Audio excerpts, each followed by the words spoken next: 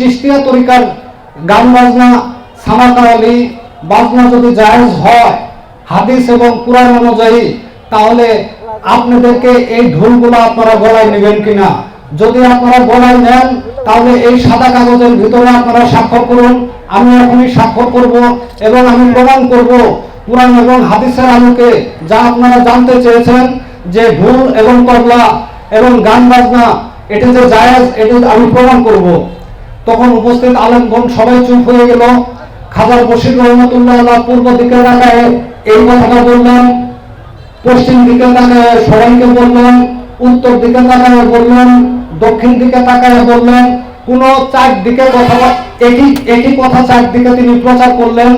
করার পরে এই 10 থেকে 12,000 মানুষ এবং যত জ্ঞানী গুণী আলেম ওলামা ছিল তারা কেউই আপনার খাজা বশির রহমতুল্লাহ আলাইহির কথা উত্তর দিতে পারলো না।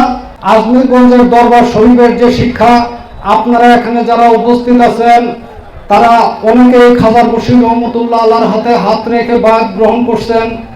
আবার অনেকেই আছেন হযরত শহীদ খাজা রহমতুল্লাহ আলাইহির হাতে হাত রেখে বায়াত গ্রহণ করে 30 থেকে 32 বছর তার শিক্ষায় শিক্ষিত হয়েছেন।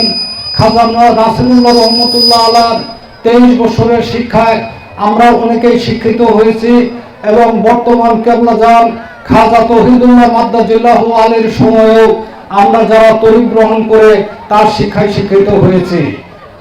আপনাদেরকে শিক্ষা দিবে এমন যাদের কাছ থেকে আপনারা দীর্ঘদিন শিক্ষা গ্রহণ করেছেন, অন্তরের আলো সংগ্রহ করেছেন, চোখের পানি দিয়ে নিজের জীবনকে গড়েছেন, আপনাদেরকে শিক্ষা দেওয়ার মতো কোনো ভাষা এবং কোনো কথা আমার নাই।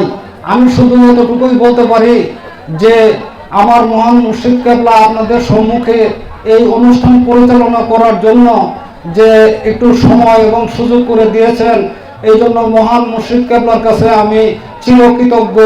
কারণ আপনাদের সম্মুখে কথা বলার কোনো ধরনের যোগ্যতা, কোনো ধরনের শিক্ষা আমার নাই। আপনাদের পায়ের ধুলি মাথায় বহন করার মতো যোগ্যতাও আমার নাই।